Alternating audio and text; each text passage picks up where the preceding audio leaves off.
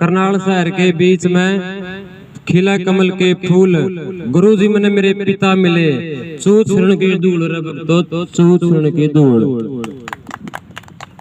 मेरे मान व सम्मान के योग्य चाचा ताऊ बुजुर्गों, सारे नौजवान साथियों, हाथ जोड़कर राम राम। मैं आपके सामने आजाद कराना से या तो मारू मैं दुश्मन को, या खुद मेरे जाना से, यो देश बचाना से, आजाद कराना से, या तो मारू मैं दुश्मन को, या खुद मेरे जाना से। देखी ना जा मेरे पे गुलाम भारत माँ, सपना में दिखा सुबह श्याम भारत माँ, पाया में बेड़ी माँ के हाथा में हथकड़ी, जैसे कसाईया ने कोए गऊ पकड़ी। कोमल मुखड़ा दिखे से उदास माता का, टूटता सा दिखे जैसे सास माता का, बारा बैठी आने का सियाड़ा वाला रे, रोवत यार जार दुखा नहीं ठिकाना से, नहीं ठिकाना से, यो देश बचाना से, आजाद कराना से, या तो मारू मैं दुश्मन को, या खुद मेरे जाना से। आए थे व्यापारी बनकर देश में गोरे, आज बैठे आजू वाले बेस में गोरे। 1857 में चढ़ा पाड़ गए, खड़ी उनकी नौस्कती नक्शे झाड़ गए, बहू और बेटिया की इज्जत लूट ली, तरीकते लाचार मारी किस्मत फूट गई, शर्म भी शर्माजा मारा के शर्माना से, इस तरह अच्छा तो या दुनिया छोड़ देना से, छोड़ देना से, यो देश बचाना से, आजाद कराना से, या तो मारू मैं दुश्मन को, या खुद मेरे जाना से, यो देश बचाना से, आजाद कराना से, या तो मारू मैं दुश्मन को, या खुद मेरे जाना से। धन्यवाद सर। धन्यवाद मोहन जी। अब मैं इसी कड़ी में आगे जो है श्रुति जी को रिक्वेस्ट करूँगा कि 2 मिनट के लिए अपने विचार।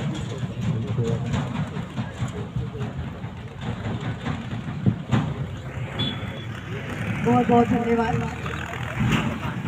समय 5 मिनट। उधम सिंह जी की 126वीं जयंती मनाने के लिए एकत्रित हुए हैं, और उसी के साथ साथ आज हमारा वीर बाल दिवस भी हम मना रहे हैं।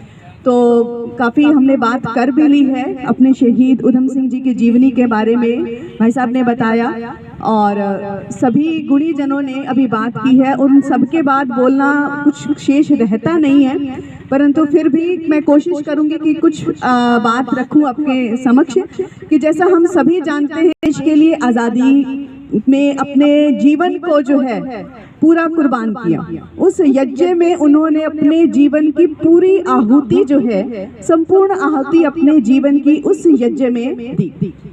और 4 पंक्तियां मैंने आज सुबह ही लिखी थी, वो मैं आपके समक्ष पेश करना चाहूंगी सबसे पहले, जो कि यह पंक्तियां समर्पित हैं वीर शहीद उधम सिंह जी को और जोरावर सिंह और फतेह सिंह जी को।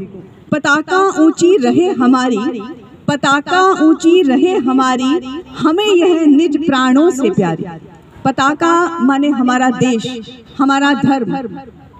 जीवन को नित शिखर मिले, धरती पर हो प्राण न्यौछावर, हमको सुदृढ़ बनाना होगा धर्म की रक्षा हेतु खुद को, स्वार्थों को तजना होगा, वीरों का इतिहास दोहराएं, और इसी प्रकार से अपने राष्ट्र को और अधिक से अधिक सुदृढ़ बनाएं।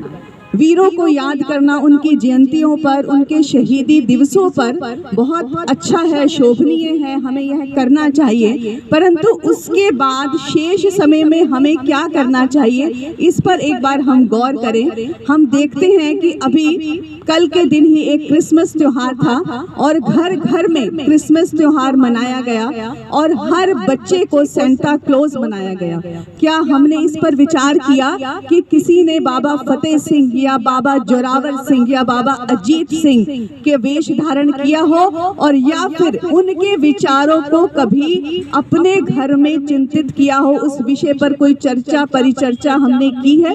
यह एक सोचने वाली बात है कि हम किस संस्कृति की ओर जा रहे हैं, हम केवल बात करते हैं सनातन की, आर्य की, वैदिक धर्म की, अपनी वैदिक संस्कृति की, परंतु वह समाज में पल्वित कहाँ हो रही है। एक बार यह प्रश्न हमारे समक्ष खड़ा होता है और हम जरा सोचें, समझें और इस विषय पर हम जितनी भी संस्थाएं हैं, चाहे वो कम्बोज सभा है, चाहे रोड सभा है, चाहे जाट महासभा है, जितनी भी हमारी सभाएं हैं, उन सभी के समक्ष ये है, एक सभी बुजुर्ग हैं, कुछ बीच के 40 से 50 वर्ष की उम्र के हैं, लेकिन जो हमारे युवा देश, हम जिस पे बड़ा अभिमान करते हैं कि भारत युवाओं का देश है, उस युवा में से यहाँ पर सिर्फ 1 या 2 युवा है और बाकी सब बाद की जनरेशन है और भविष्य जो है वो हमारा यहाँ उपस्थित नहीं है।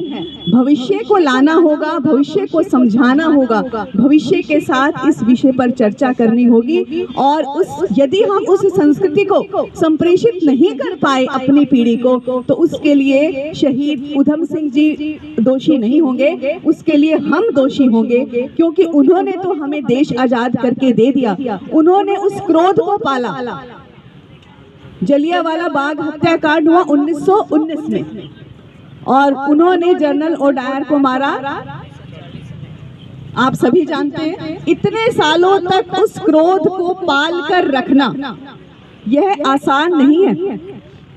पूरा जीवन उसी एक लक्ष्य को प्राप्त करने में लगा देना यह आसान नहीं है। उसके लिए धैर्य चाहिए, समर्पण चाहिए, बलिदानी चाहिए और एक कर्तव्यनिष्ठ होते हुए वो अपने लक्ष्य की ओर लगातार बढ़ते रहे। कभी उन्होंने नाम बदला, कभी वेश बदला, कभी भेष बदला, कभी देश बदले और बदलते बदलते आखिरकार अपनी मंजिल तक, अपने लक्ष्य तक पहुंचे। और उस जनरल ओडायर को, जिसके आदेश पर जो है हमारे क्रांतिकारियों का वध हुआ, निहत्थे क्रांतिकारियों का, उनको वहीं जाकर उन्होंने अपने आप को समर्पित किया और उससे बदला लिया। यह एक छोटा विषय नहीं है, ये एक बहुत बड़ी बात है। और उस उम्र में कि जिस उम्र में हम आज के युवाओं को देखते हैं कि केवल वो अपने ही विषय में सोचते हैं, अपने पैकेजेस के बारे में सोचते हैं। और एक विषय में थोड़ा सा और यहाँ पर रखना चाहूंगी, क्योंकि हम सभी यहाँ पर हैं। अभी हम आजकल कहते हैं कि हमारे देश में क्या है, हमारे देश में क्या है, और हम देख रहे हैं कि बहुत से बच्चे जो है विदेशों की ओर पलायन कर रहे हैं। मैं कहती हूँ कि देश भौगोलिक